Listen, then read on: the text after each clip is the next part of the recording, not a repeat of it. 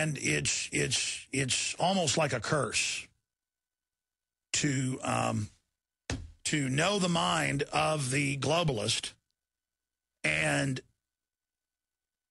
to just wish that people could wake up, spend time, and discover that I'm not lying to you. Discover that, in fact, it's worse than I can even tell you. Everyone should have a fire in their belly, a burning, driving, animating desire to resist thugs, bullies, and scum of every permutation. All right, I said I'd go to your calls. I do need to thank the sponsors as well that also make the broadcast possible. Backyard food production. When crisis hits and food is scarce, you want to have the tools to protect the ones you love. Marjorie Wildcraft is a nationally recognized expert in backyard food production. She offers an affordable video tutorial that is the fastest way to learn how to grow an abundance of food with limited space. It really is excellent. Take the first step in getting off the grid today. Go to backyardfoodproduction.com. This video will supply you with a step-by-step reference that could save your life.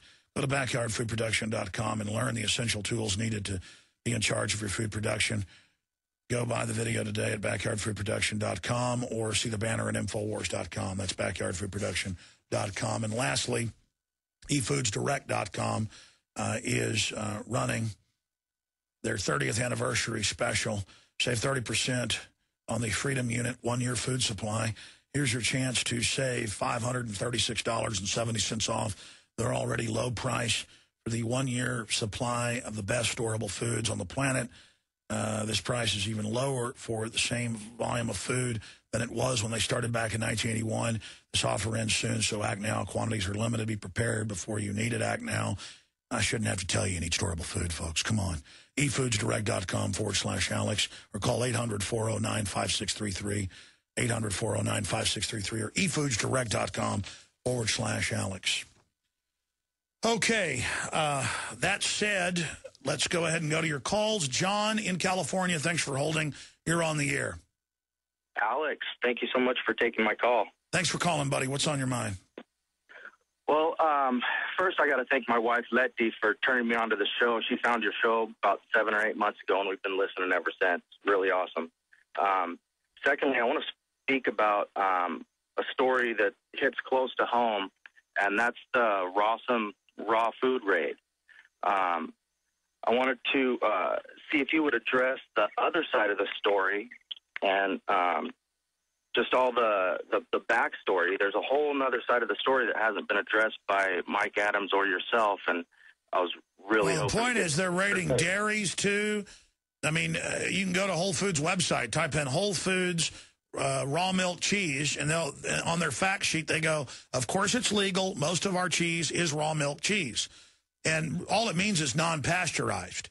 It means it's real cheese. And they went after them for watermelons. They went after them for papayas. And it's just a public store, a private group. They have them here in Austin where you own part of a cow or a whole cow at a farm. And it's mainly highly educated folks that are doing it. And I wish I had the time and energy to truly be healthy. I know all this information, but don't actually practice it all. I'm trying to get to the point of where I do that. But enlighten me, John. What is it that we're not covering? Well, the fact that according to the newest court documents, they've got thousands of dollars worth of meat and eggs that were bought from commercial non-organic sources, and they're repackaging it and selling it as organic. And the story's been going on for a while. I've been following it for about 10 months or so because I was looking in to get some organic meat for my family. Really, what's your John? Send me information who you are so I can look that up because Mike Adams warned me about some stuff that the feds are up to, and I kind of heard it in the tone of your voice from the beginning. Do they deserve to have their money confiscated, their watermelons confiscated? No, hold on just a minute. I'm done with you. Send me who you are. And then maybe we'll have you on with your full name and who you are and your whole background and proof.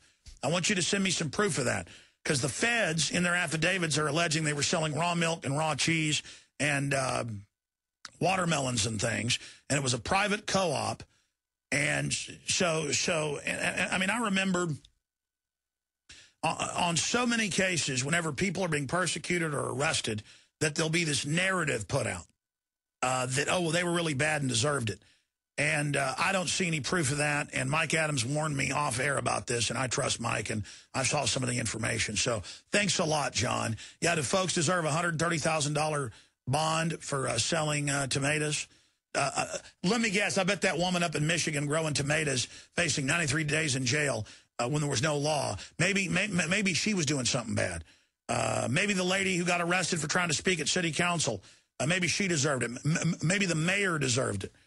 To be fired by the police chief. I mean, this just goes on and on and on. So I want to not just have an anonymous call on something like that. I want your proof. Send it to showtips@infowars.com. I want photographs. I want documentation. I want proof. We know that raid happened. We know they're raiding Amish all over the country. We know they're raiding people selling pecans on the side of the road.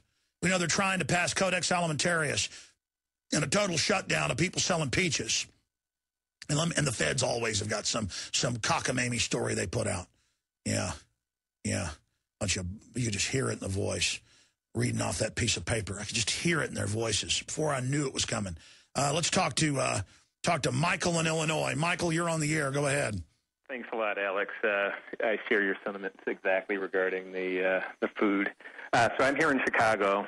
Yeah, why don't they raid the big grocery stores that add water to the meat they sell people, or that won't label GMO, or the stores or these vaccine companies saying that in handouts that the vaccines don't hurt you when their own insert says it'll cause massive brain damage in many cases.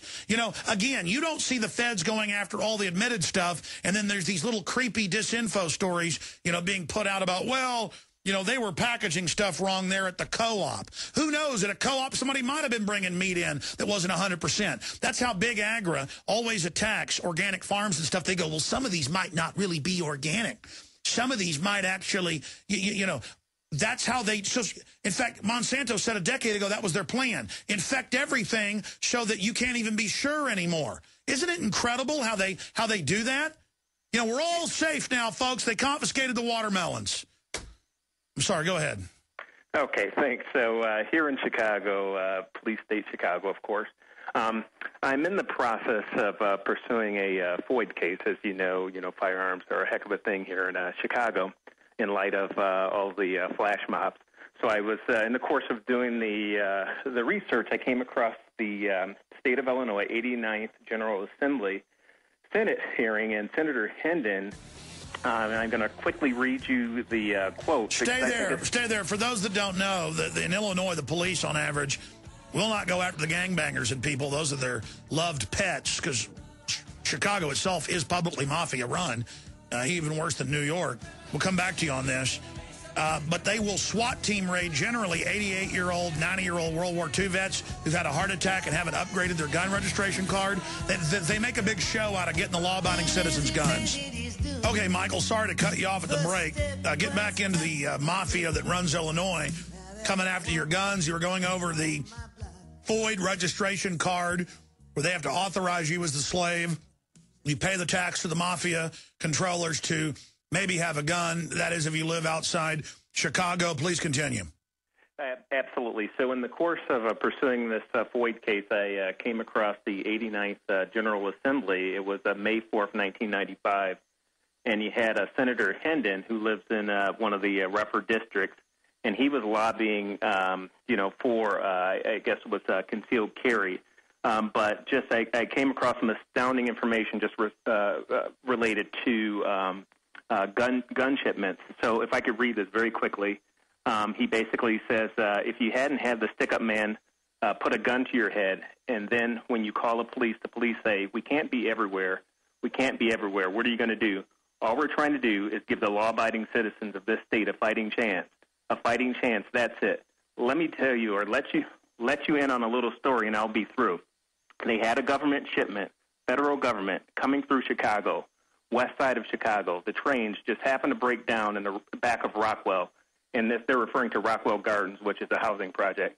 Now, Senator Duches might know about this. The train just happened to break down behind a public housing building. The vice lords just happened to know which trains to go to get the AK-47s and hand grenades. They just happened to know.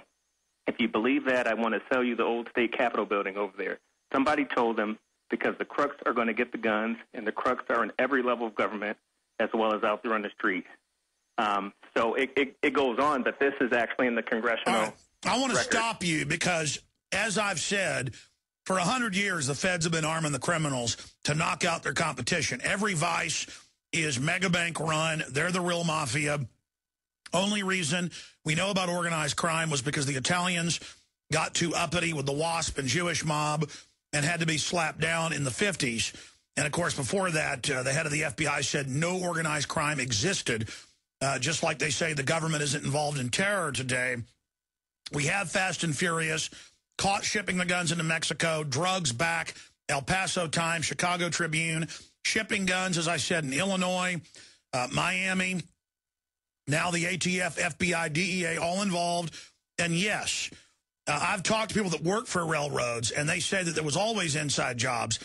Even in Dallas and places, they would order the train to stop, they would look the other way, and then criminals would rob it, including arms shipments. The police were involved as well.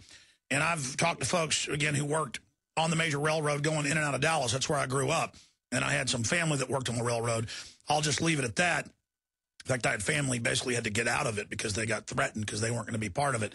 But yes, mafia runs everything. The government runs everything. The government is mafia. I want to put you on hold. This is big news because we can say in 95, state legislature, legislature record, government shipped guns to gangs or something like that. I need Kurt Nimmo or Paul Watson or Steve Watson or Aaron to do an article on that and tie it into Fast and Furious. I'm going to put you on hold and give you an email, but tell us the date and the congressional record and where everybody can find that. Absolutely.